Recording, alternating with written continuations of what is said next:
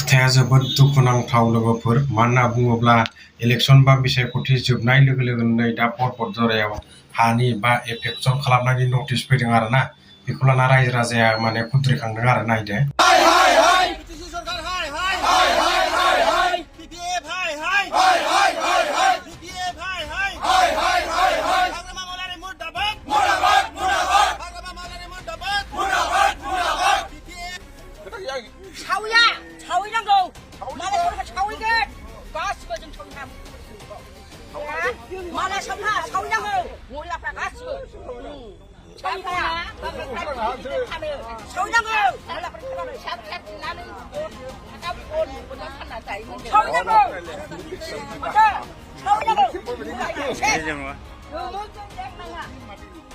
बुंनो थाङोबा जोंनि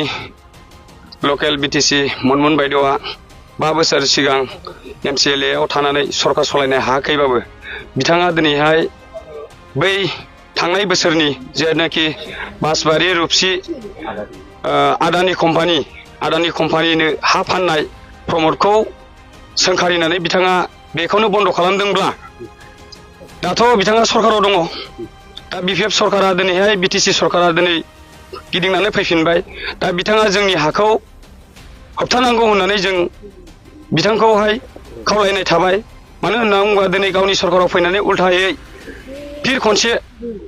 बासबारियाव जाथाय जानाय बायदिनो जोंखौबो दिनै नारसिनफैदों गावनि सरकाराव फैनानै गावनो नारसिनफैदों दा जों रायजोआ बेखौनो लुगैयो जे बिथाङा बासबारिनि आदानि कम्पानि बायदि एसेबां गिदिर कम्पानिखौनो बिथाङा बन्द खालामनो हादोंब्ला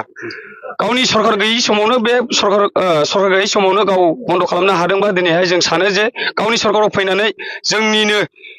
पर्बजरा डिस्ट्रिक्टनि जेनाखि जों मोनब्रै मोनबा 6टा 7टा गामिजों दखल खालामनानै दोननाय एसे हा सासेनिल' नङा बेवहाय खमैबो बुंनो थाङोबा 300-400 घरनि हा दा बेखौ बिथाङा गावनि सरकाराव थानाय हिसाबै दा बेखौ बन्द खालामनांगौ होननानै जों बिथांखौ हांख्रायो दा गावनि सरकाराव थानानै हांख्रायो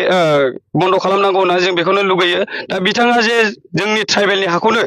गावनो बुंदोंमोन जेनाखि गावनि MCLA BTC इलेक्सनाव बिथाङा बुंदोंमोन गामि गामि गिदिंनानै जोंनि BTCखौ बासायगोन होननानै BTC बासाव होननानै BTC बासाव होननानै गाव बुंदोंमोन गाव बुंनाय बायदि दिनैहाय खामानिखौ मावनायखौ नुहुराखै जोङो दा जोंनिफ्राय बेखौनो बुङो खावलायनो सानो जों रायजो राजाया बेखौनो खावलायनो सानो जोङो बिथांनिफ्राय लुगैयो फिसा मोनसेल' खामानि जाहाथे बिथाङा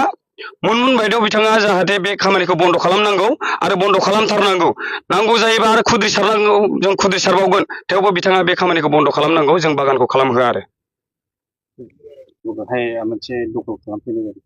जोङो बेयाव ओरैनो रायजो जानाया 40-50 बोसोर रानिं सोलिबाय जोंनि आबै आबौमोनहा बेखौनो आइ आफामोनहा दखल खालामनानै दोनदों जों बेखौनो एसे एनै मावनानै जों फिसा फिसौफोरखौ फोथांना लाखियो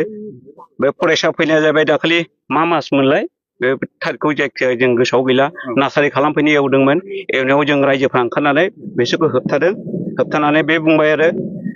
जोंथ' बेयाव जेबो बुंनो हाया रेन्जाराव थांदो रेन्जारा मा बुङो होनदों जों रेन्जाराव थांबाय रेन्जारा बुंबाय आंथ' जेबो बुंनो हाया आंहाबो गोजौआव मानसि दं होननानै डिफुनाव थिनहरदों डिफुनाव थांनानै डिफुजों रायलायबाय डिफु होनदों आंबो मा बुंनो बेखौलाय नोंसिनि लकेल EM दं बेनाव नोंसोर मा इनफरमेसन हैनानै मा बुङो बे होननानै ओमफ्राय जों EMनाव लकेल जोंनि EMनाव मनमोन बायद'नाव थांनानै क'क्राझाराव खस्थ' खालामनानैबाबो थांनानै जोङो मेम'रेन्डाम गथायहैदों जाहाथे जोंनि बे हायाव 100 हेक्टारा जाने जोंनि न' खाथियाव जाने बागान जानो मोना होननानै जों बेनो मेम'रेन्डाम गथायहैदों आरो बायद'नो दा नोंथांमोना मा लुबैदों जोंथ' बागानखौ जों बाहाय खालामहोआ थैबाबो जों खालामहोआ होननानै जों ओंखायनो नैबे धर्ना बादि खालामनाय जादों जाहाथे जोंनि बायद'आ बे खामायखौ जाने बन्द खालामो आरो बेयाव जुदि बन्द खालामा होनना बुङोबा आरो जों बिनिख्रुइ बांसिन जों होबथानांगौ जानानै फैगोन मनमोन बायद'खौ आं बेखौनो खावलायनो सानदों दि जोंनि मनमोन बायद'आ जाहाथे जोंनि लकेल हिसाबै गावनि बे एरिया बे जोंनि पर्बजरा 1 नं पर्बजरा समस्तिनि EM जाहाथे बे खामानिखौ बन्द खालामो आरो बायद'आव फंसे खोथा बुंबानो बे बागाना बन्द जागोन होननानै जों ओरैनोबाबो मिथिखायो निश्चय बे बायद'नि आखाइ दं जाहैबाय जोंना ओरै सुखान जरा ओरै मावरि जरा भालुक जरा पुराना फानबारि खालबान्दारि फायखनदारा दुलदुलि 6-7टा गामिनि हानि मानसिनि हा दङ आरो बेयाव ओरैनो एफा एनै सोरबा 4 बिगा सोरबा 5 बिगा बे सिङाव सोरबा रबार गायदों सोरबा औवा गायदों सोरबा एसे एनै था मावनानै थारुन गायनानै जायो आरो बायदेवा बुंदोंमोन जोंनि सुखानजरा गामियाव फैनानै गावनि MCLA नि बै केम्पासाव भटआव जाहाथे नोंसिनि हाखौ फरायसा मालाबाबो जाहाथे सेना लानो मोना बेयाव आं गसंगोन